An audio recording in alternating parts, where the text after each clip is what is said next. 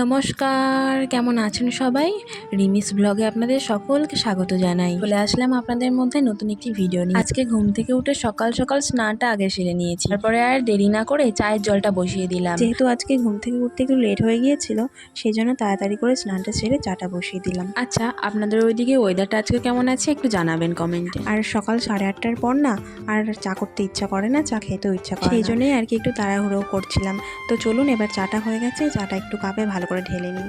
তো আমার চা ঢালা হয়ে গেছে, এবার হচ্ছে চাটা খাওয়ার পালা। আর হ্যাঁ, আপনাদের সাথে আজকে একটা জিনিস শেয়ার করবো। এই যে বললাম শেয়ার করবো, তো নিয়ে চলেও এসেছি। আচ্ছা, এর মধ্যে আপনাদের কোনটা বেশি ভালো লেগেছে একটু কমেন্টে জানাবেন। আমার তো দুটোই বেশ ভালো লেগেছে।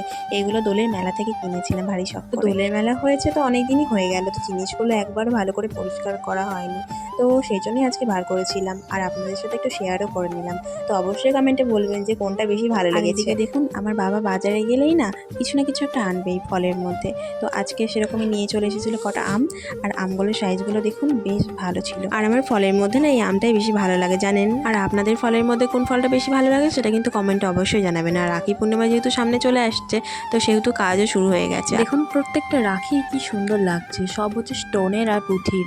তো এই যে ইয়েলো কালার রাখিটা আমার বেশ পছন্দ হয়েছে, তার বাসাটা পছন্দ হয়েছে। চলুন এবার চালটা ধুয়ে ভাতটা বসিয়ে দিই, নাহলে একেতেই তো লেট হয়ে গেছে আজকে উঠতে, এরপর লেট হলে তো খাওয়া দাওয়া করতে বেশ খানিকটা লেট হয়ে যাবে।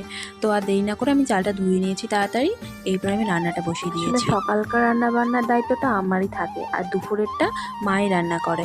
তো তারপর আমি ভাত আর তরকারি এক সাইডে বসিয়ে দিয়েছি। যতটা ভেবেছিলাম লেট হবে, অতটাও লেট হয়নি জানেন, বেশ তাড়াতাড়ি হয়ে গিয়েছিল রান্নাটা। একটা জিনিস খেয়াল করবেন, যদি রান্না করার সময় অন্য কিছু করা হয় না, তো রান্নাটা করতে বেশ লেটই হয়। আর যদি এক মনে রান্না করা হয়, রান্নাটা বেশ তাড়াতাড়ি হয়ে যায়। তো লবণ দিয়ে কিছুটা নেড়ে চেড়ে তারপর হলুদটা দিয়ে নিচ্ছি আমি। তো হলুদটা দেওয়ার পর কি সুন্দর কালারটা এসেছে দেখুন। তো ভাত আর তরকারি রান্না প্রায় অর্ধেকের বেশি হয়ে গেছে। তো তারপরে দেখুন আমাদের বাড়িতে একটা ছোট্ট মিষ্টি একটা গোপাল সোনা চলে এসেছিল। আসলে একে গোপাল সোনা বলি কেন জানেন? আমাদের বাড়িতে যে গোপু সোনাটা আছে পুরো সেম তার মতোই দেখতে এই পুচকু সোনাটাকে, সেই জন্য আমি একে গোপু সোনাই বলে থাকি। তো আজকের ব্লগটা এইটুকুই। সবাই ভালো থাকবেন, সুস্থ থাকবেন, নিজেদের খেয়াল রাখবেন। দেখা হচ্ছে পরবর্তী ভিডিওতে। টাটা।